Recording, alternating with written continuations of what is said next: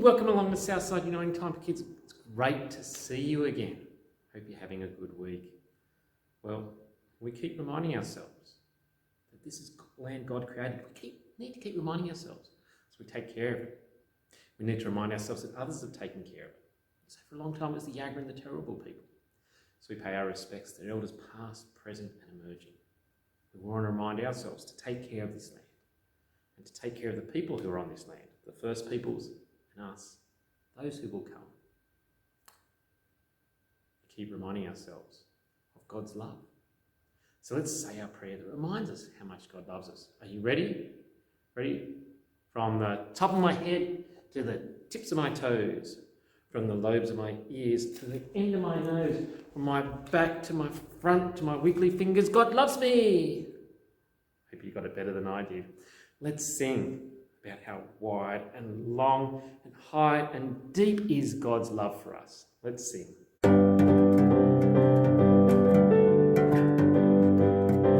Let's go. Wide and long and high and deep. Wide and long and high and deep. Wide and long and high and deep is the love of Jesus. Wide and long and high and deep. Wide and long and high and deep. Wide and long and high and deep is the love of Jesus for us. And I pray that you would know this love, and I pray that you would grow in love, and I pray that you would be filled up with the fullness of God. Ready? Wide and long and high and deep. Wide and long and high and deep. Wide and long and high and deep is the love of Jesus. Wide and long and high and deep. Wide and long and high and deep. Wide and long and high and deep is the love of Jesus for us. And I pray that you may know this love, and I pray that you may grow in love, and I pray that you may be filled up with the fullness of God. Wide and long and high and deep.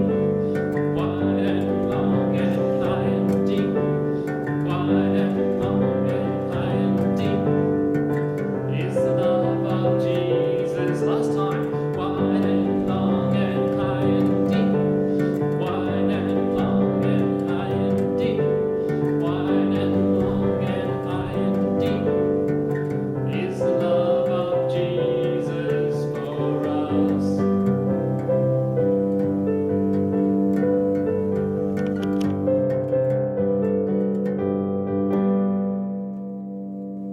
Great singing, well done. It's wonderful to remember that love of God. It's always good to hear you singing and moving. Awesome. Well, we love to have Grover come and join us. So ready? 1, 2, 3. Grover! Oh, I'm not ready yet. Just cover. Okay, how's your week been? Did you get to the market day? Wasn't it wonderful? I saw some of you there, some of you helping on the toy store. That was awesome. It was a great day to have, to get in there and help other people. Wonderful. Had lots of fun. Hope you, if you missed out, there'll be more market days and garage sales in the years to come, so keep an eye out for them. Let's see. Grover! Oh, I'm not ready yet. Just a cover, Richard. Go. Okay. Did you get to Sunday school on Sunday? It was awesome. We had some new people at Mount Cravat and at Tarragindi. So make sure you're there this Sunday. again, we'll have Sunday school at Mount Gravatt and Tarragindi. Carolyn will be taking Sunday school at Mount Gravatt, and Kylie and I will be taking Sunday school at Tarragindi. So it'd be great to see you this Sunday. Surely Grover's ready. Grover. Oh, still not ready. Just cover. Just cover. Oh dear. What am I running out of things to talk about, Grover? Oh dear. Did you enjoy the combined service? Hopefully you saw it or have seen it online. We're looking forward to doing more services in the future where the young people help to lead. We want to have all people helping to lead our services. So don't forget about that. Grover, we really need you. Oh, sorry, Richard. What were you doing, buddy? Oh, I was just getting ready. You were getting ready. Oh, yeah, sometimes it takes a long time to get ready. Right, I've got to do every bit of fur. Number 104, fur number 105, fur 100. Okay. I think we've got the message. Yeah. Don't you get ready? Well, yeah, I get ready. There's certain things I do in the morning that I help to get me ready.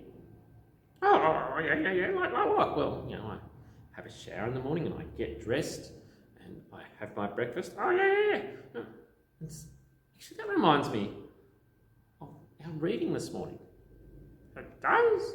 Oh, it must be about, Moses getting ready and what sock he put on first. I put on the left sock and then the right sock. Does he wear socks with his sandals? Well, it's not about Moses getting ready. It's about King David getting ready. And does he put his crown on before he puts his socks on, or does he put his... No, Grover. It's not about King David getting ready. It's actually about Solomon. And how Solomon gets ready. Does he put his left sock on first or his right sock? Solomon may be a right sock person first. Grover. Nothing to do about socks. Oh. Well, what's it got to do with getting ready? Well, Grover, Solomon, in the reading this week, builds a temple where people can go and worship God. And they spend time getting the temple ready. And they have a special service where they stop and they ask God to be present, that when people come to the temple, that they will meet with God. Oh, that's nice, but what does it have to do with getting ready? Well, it reminds us that when we come to worship, how do we get ready to listen to God? Oh, I thought we listened to David or to Jock or to Esteban or to Maria or that other boring person that talks sometimes. What do you think about? No one in particular. Okay, but, well, yes, we listen to them, but hopefully as we listen to them, or as we listen to the Bible reading, or as we listen to the words of the songs, God might speak to us. Not every time, sometimes. And so there's different things we might do to help us to get ready. You might notice that some people come in and they just sit in their chair. Oh, yeah, and you go to talk to them and they're like... Probably not quite like that, but some people come and they just spend time being silent. And they might pray and get themselves ready to listen to God. Oh, that sounds like a good idea. Yeah, that's why we often have music playing before the service so people can stop and reflect and be quiet and just get themselves ready for church. Oh, how else might people get ready? Well, often people, they get themselves ready by wearing their nicest clothes. They go, this is a special time with God and we want to wear something really nice. And so they get on their nicest clothes before they leave home. Oh, yeah, I always wear my nicest fur. Do you have any other fur? No, just this one. I'm glad you always have your nicest fur for us as well. Always. And so that's how some people get ready. One of the ways we want to try and help people get ready for church on Sunday is this video. But this video is in the middle of the week. That's right. How does it help get ready for church? Well, our plans are that on Monday, people get the Bible reading that we're going to look at on Sunday, and they can read through it and start to explore it and wonder, what's it all about? What's important in the reading? And then on Wednesday, we look at that same Bible reading. We do look at the reading from Monday. That's right. And we explore a little bit and talk a little bit about what it means. Oh, yeah. Oh, and that gets us ready. That's right. So when we get on Sunday, we know what the Bible reading is and we know a bit about what it's about. And so it's not a big surprise of, what does this story mean? It's like, I know something about this story. What is David or Jock or Esteban or Malia going to tell us more about this story. Oh, cool. Oh, there's lots of getting ready. There is lots of getting ready. And Solomon builds the temple and prays that God will speak. So that when we get ready, God speaks to us. Oh, every time? Not all the time. So that we might have a wonderful, amazing moment where we go, God spoke to me today, every time. But if we're ready, sometimes God will speak to us. Oh, I'm going to go start getting ready for Sunday. You've been getting ready. I've got to need more. Still got a few hairs to fix up. Okay, well, you have a good week, Grover. Bye. Bye, everybody! So Grover has reminded us, or helped us to explore this reading. That reminds us, we get ready to worship God. We get ready when we come together so that God can meet with us. That's why we say a prayer at the start of this, to help us to get ready to remember God's love for us. So, may we always have ears to listen to what God might say in church, in this video, when we read the Bible. We're learning a song about that, isn't it? God speaks, we listen.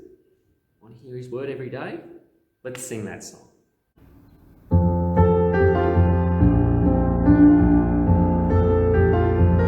Let's sing, ready? God speaks, we listen. Want to hear his word every day. God speaks, we listen. Read the Bible, trust and obey. No better way to truly know God. No better way to truly know us. No better way to truly know life. 'Cause in the Bible we meet Jesus. God speaks, we listen. Wanna hear his word every day. God speaks, we listen. Read the Bible, trust and obey. No better way to truly know God. No better way to truly know us. No better way to truly know life. 'Cause in the Bible we meet Jesus.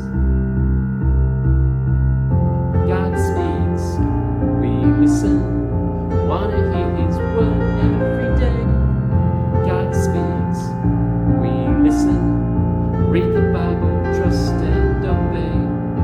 Read the Bible every day.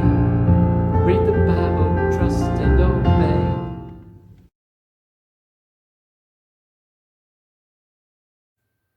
I want to tell you this about 3 different people and some special places. Alice loved going to school. You like Alice? Do you love school? Hopefully. It was a place where she could meet her friends. Hey, it was a place where she could learn all sorts of things, like how to do sums well, and discover things that happened long time ago, like the Egyptians and the Victorians, not necessarily Victoria here, but the people who lived in the time of Queen Victoria. It was the place where she learned to read and to write stories. Do you like writing stories? Maybe you can write us one day. Love to hear them. And she enjoyed being a member of some of her after-school clubs. But Alice's school was important. Stacey loved where she lived. She loved the house in which she lived. Do you love your house? She loved her mum and dad. She loved her little brother and her big brother. And she felt safe in her home. It was a place she belonged to. And the fact that she got to choose the colour of her bedroom made her family home feel just like her home. Have you decorated your room? It was also a place she could bring her friends to. And some of her best friends were sometimes allowed to stay over. It was the place where she learnt what it meant to be a family. Eddie had to get up at 5 o'clock in the morning. Oh, that sounds very early, doesn't it? And he had to get up at 5 o'clock in the morning to go to the swimming pool. He wanted to get better at swimming and become a champion. 3 days a week, he got up early, and 3 evenings a week, he had to go to the pool late so he could be coached, trained, and encouraged to be the best swimmer that he could be. Do any of you guys do swimming lessons? I wonder. He knew that if he stuck in, the hard work would pay off. And 3 championship medals at the latest swimming games gala suggested that maybe one day it would be a gold medal at the Commonwealth or Olympic Games, or maybe both. Special places, a school where we can learn, a home where we become family, a swimming pool or a sports centre where we can train to be a champion. A long time ago, perhaps the people of Israel looked around and saw there were special places to learn, belong to and become a champion.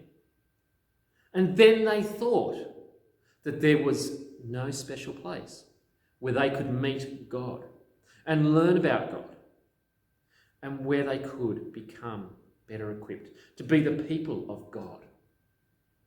King David was the first to suggest that it would be a good idea to build a special place for God, even though God told him that there was no need for such a place, because God was everywhere.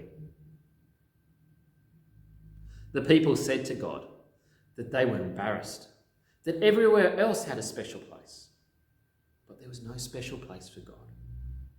And it was Solomon, King David's son, that built a special house for God. He used the best materials, the best craftsmen and artists to make the house of God a truly beautiful place. It was an enormous place where people could meet, learn, and worship God. It was also a place where people were encouraged to do the things of God and give of the very best to God. We meet in our church these days so we can continue to worship God and to learn about God and become better at doing the things of God. Our church hopefully is a place which is special, where we meet God. You might also have a special place at home where you meet God. It might be in your bed where you pray and hear Bible stories with your mum or dad. Could be in the lounge room. Could be a quiet spot in your garden where you sit and think about God. Lots of different places. Maybe you might want to get a piece of paper. Think about if you were designing the church to be a special place that reminds you about God and helps you to meet God, what would it look like? What would you have in your church? Would it look like this? Table up the front and the cross, screen.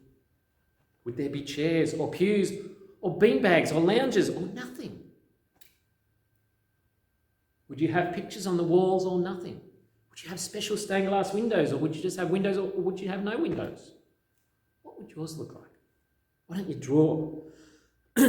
We'd love to see your ideas of what church might look like. Thanks for joining us again. Hope this does help you to get ready for Sunday. Remember, at Tarragindi and Mount Gravatt, 8:30 on Sunday, we'll have Sunday school in both locations. So come along, join in the fun. Hope to see you then. If not, we'll see you next week. Bye, everyone.